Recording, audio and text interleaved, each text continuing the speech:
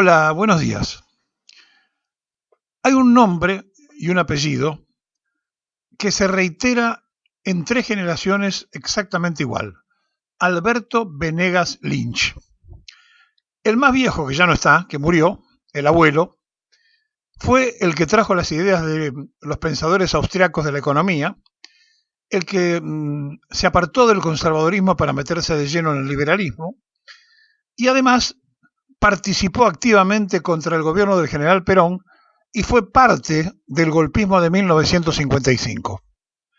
Ese Alberto Venegas Lynch ya no está muerto. Su hijo, que tiene 86 años y que es el padre del candidato a diputado que lleva Milei, que es el más jovencito, tuvo una relación intensa cuando Milei se lanzó de lleno en la búsqueda de ideas liberales. El hijo del fundador del mismo nombre y apellido que se repite en tres generaciones, o sea, Alberto Venegas Lynch, primer hijo, para que se entienda, el candidato a diputado sería segundo hijo, o sea, nieto directo del fundador que trajo las ideas de los austriacos a la Argentina, participó en el golpe de Videla, para que no haya dudas dónde estuvieron ubicados siempre y de qué forma. Y es el de 83 años, que todavía vive y es el prócer para Milei del pensamiento liberal, es doctor en economía y extrañamente salió de la UCA y milita en la masonería. Notable esto. Es el que salió a hablar en contra del Papa y de romper las relaciones con el Santo Padre y con la fe católica que marca la Constitución Nacional. Por lo tanto, hizo en las últimas horas, cuando cerraron la campaña en ese show que armaron los supuestos libertarios, decíamos, allí salieron directamente a atropellar a la Constitución. Pero como el padre y el hijo y el candidato, que es el nieto, les importa poco la democracia, estuvieron con todos los golpes de Estado, ellos han sido históricamente golpistas y han creído siempre en la dictadura liberal, no en la democracia liberal. Pasado el tiempo, aparece el menor de todos, que ahora es candidato a diputado nacional en esta lista que armó el proyecto Cachivache. Los Venegas Lynch tienen una participación activa en el pensamiento del liberalismo, pero además, repito, el abuelo, el que ya está muerto, es el que trajo el pensamiento de los austriacos y varios libros de esos austriacos plagió Milei, que aparece como escritor copiando prácticamente y traduciendo situaciones muy puntuales ya publicadas hace muchos años en uno de los más viejos pensamientos de la estructura mental liberal. Por tanto, estamos sumergidos en situaciones tan atípicas como que el de 83 años que hoy vive, que es el más viejo de los Venegas Lynch hijo, propone el negociado de los órganos, está de acuerdo en eso, sale a bancar esas situaciones porque dice que pertenece a la absoluta libertad, que cada cual puede hacer con su parte del cuerpo lo que quiere, puede vender un brazo, un ojo, una pierna, porque en definitiva le pertenece. Esta familia, el viejo fundador, el que está muerto, era primo hermano del padre de alguien que los va a sorprender. Se llamaba Guevara Lynch. Sí, el Che Guevara. Son primos hermanos con el Che Guevara.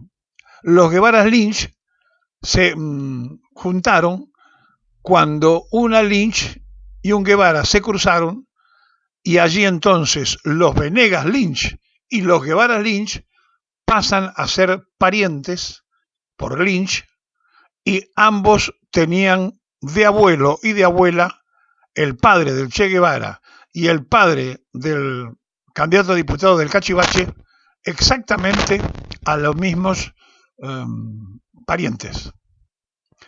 De forma tal que cuando uno se pone a leer parte de la historia o de la vida de los Venegas Lynch va a encontrar algo muy novedoso, que el de 83 años, el viejito que vive, piensa que si no hubiera sido por sus padres, o sea, por el fundador, el que ya está muerto, de esa idea, el primer Alberto Venegas Lynch, que no sería realmente, a lo mejor él hubiera sido trotskista, o sea, casi pensando como su primo, como el Che.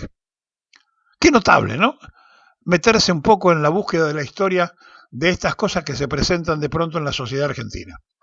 Y sí, los Guevara Lynch también en el 55 embanderaron y estuvieron de acuerdo con la caída de Perón.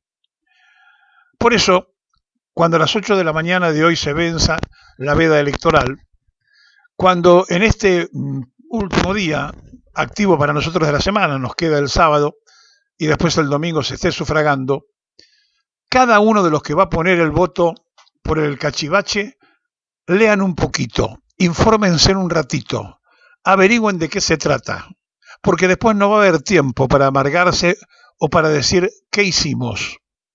Primero porque no le va a dar la cuenta para tener un parlamento a favor, por lo tanto ninguna dolarización se va a poder hacer, por lo tanto no es cierto que la cosa va a ser inmediata y que el que gane en pesos va a pasar a ganar en dólares, eso es absolutamente mentira, pero además de ser mentira, se van a encontrar con otra novedad mucho más difícil de poder resolver, que para poder asumir van a tener que hacer una declaración de un estado de salud, porque en realidad ya son varios los que están pensando en presentar un pedido de examen para saber cuál es el estado mental del candidato a presidente Milei, que va a cumplir 52 años el día que se vote. Sí, nació el 22 de octubre del 70. Estamos frente a una posibilidad cierta y real de uno de los errores más graves en la interpretación de los mensajes de una sociedad que después pueden ser absolutamente irreparables. Miren, un día en Ucrania estaban en crisis política como nosotros. Y por televisión había un señor, que era un actor, que hacía el papel de un imaginario presidente rudo, muy violento, que ponía orden. Lo fueron a buscar y lo hicieron candidato político y lo hicieron presidente de verdad. Es Zelensky, el actual presidente de Ucrania, que está en guerra con los rusos. Y a nosotros nos puede pasar una experiencia parecida, es decir, podemos estar imaginando o creyendo que un cachivache termina como cachivache, pero no, puede crear una situación insostenible en la Argentina. No es cualquier cosa lo que va a pasar el domingo.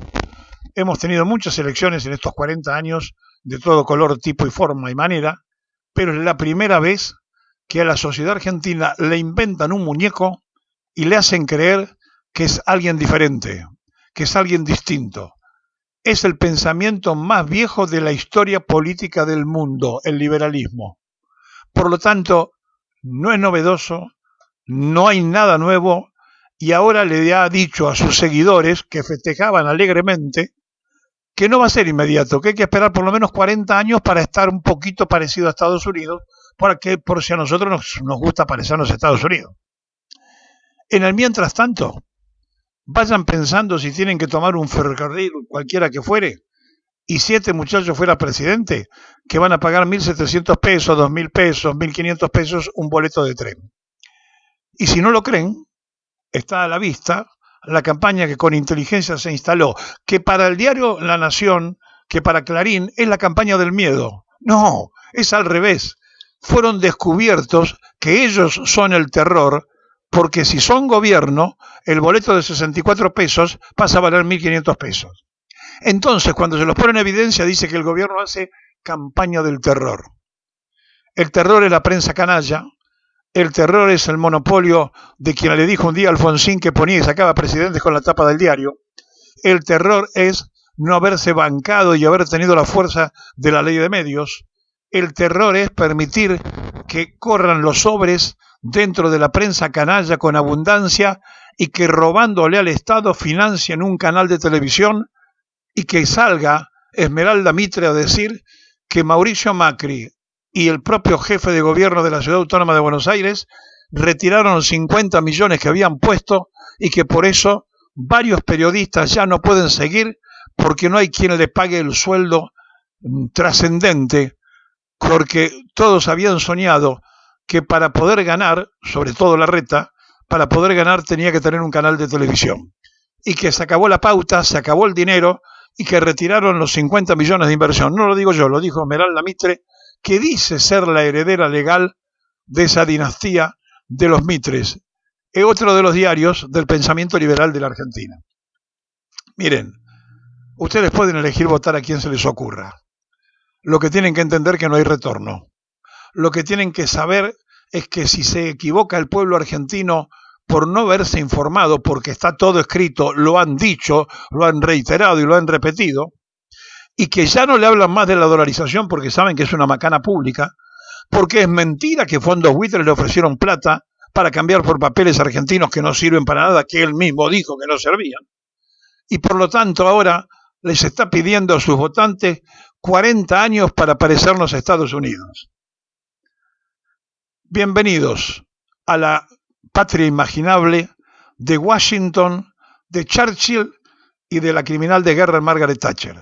O si prefieren, voten por la patria.